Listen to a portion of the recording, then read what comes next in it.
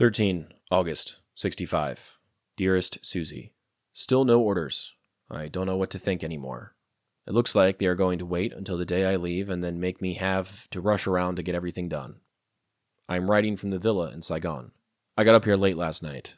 We had a big operation yesterday that lasted till dark. Then we had to rush around getting ready to come up here. Then I was so tired that I slept till 9 o'clock this morning. It is too late now to get any breakfast, so I'm just sitting here drinking some raunchy coffee that our housegirl made, waiting for the officers' club uptown to open again as I can get some lunch. And of course, I'm starving. I got your letter about your car trouble on the way home. I'm just glad that you made it all right and that Mickey and Jimmy helped you make the trip. I suppose you know by now that we got a pay raise. I'm not sure how much it will be for me, but I think about $30. Of course, on the 12th of October, I will lose about $200 a month. I'll lose my separation allowance, but I would pay them that much double if we don't have to be separated. Combat pay and cost of living allowance. But I don't mind the drop in pay. I'm going shopping this afternoon. I wanted to get a souvenir for everyone to bring home with me. I saw some real nice jewelry boxes down here before. They were black with inlaid mother of pearl. I thought I would try to get one for your mother and Grandma.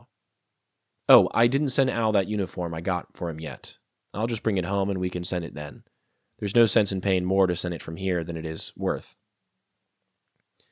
I don't know if I told you about going over to the convent the other day and having a long talk with the nuns.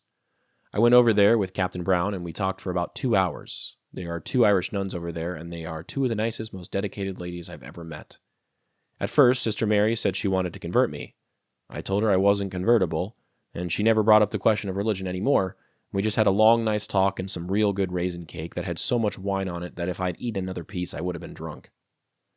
Anyway, the main reason that I went over there was that they are having a needlework sale of stuff made by the girls in the convent.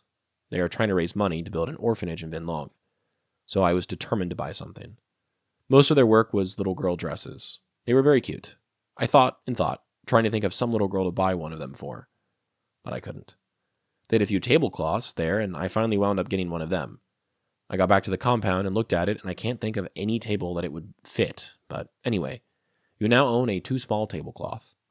I just call it my contribution to the war effort. I think what I'll get for my 3 young sisters is some nice cloth for a dress, knowing that that is one thing they can always use. Well, I have about run out of talk, so I will close for now.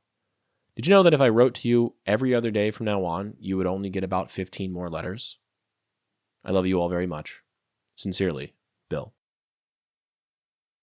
When Popi wrote this letter, he was in Saigon again, exhausted, hungry, and still without the orders that would start his journey home. He knows what's coming, though. Departure, paperwork, the scramble of packing, and goodbyes, but it's all waiting on a single bureaucratic decision. In the meantime, he waits too, with bad coffee, no breakfast, and too much time to think. What strikes me most in this letter isn't the impatience, it's how the energy shifts. He's still making plans, still trying to show love through action. The whole second half of the letter is about gifts, souvenirs for everyone in the family, little ways to close the distance between where he is and where he's going. A uniform for Al, jewelry boxes for the grandmothers, cloth for his younger sisters. He even buys a tablecloth from a convent fundraiser, one he knows won't fit any table they own just because he wants to support a group of nuns trying to build an orphanage in Vinlong. There's something tender, even sweet, about how he describes that visit. He and another officer, Captain Brown, spent 2 hours talking with Irish nuns over raisin cake, soaked in so much wine that Popi jokes he nearly got drunk. Sister Mary, one of the nuns, tries to convert him. I told her I wasn't convertible, he wrote. But they get along fine anyway. There's something about that phrase, not convertible, that says more about Popi's approach to religion, and maybe even war, than he realizes. Steady, courteous, maybe even curious, a bit playful. A man who will walk into a convent, listen, share cake, give money to a fundraiser, and walk out with a too small tablecloth and a story he wants Suzie to hear. As his return home grows closer, Bill begins to prepare not just physically but emotionally. His writing turns more reflective. He's taking stock of what he's been through, who he's become, and what kind of man he wants to be when he gets back. That tablecloth might not fit a table, but it fits that moment. It's proof that even in a war zone, he's still trying to be generous, thoughtful, kind. Still trying to bring something home besides stories and scars. And of course, there's the line near the end that lands like a countdown. Did you know that if I wrote to you every other day from now on, you would only get about 15 more letters? There's a quiet hope in that sentence, a realization that this long, strange year is almost over, that the days are finally numbered.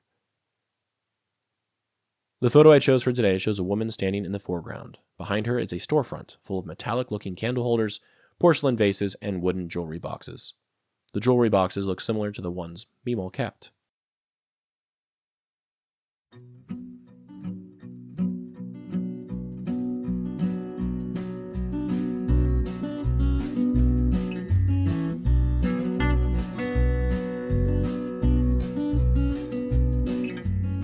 I'm Alex Lowy, and I hope you have enjoyed listening to this episode of Dearest Suzie and receiving messages from the past that my Popi wrote exactly 60 years ago.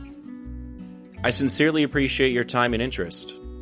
Please consider following the podcast on your preferred platform, and if you're enjoying it, I kindly ask that you take the time to rate the show and leave a review. Also, please follow the project on YouTube, X, and Instagram.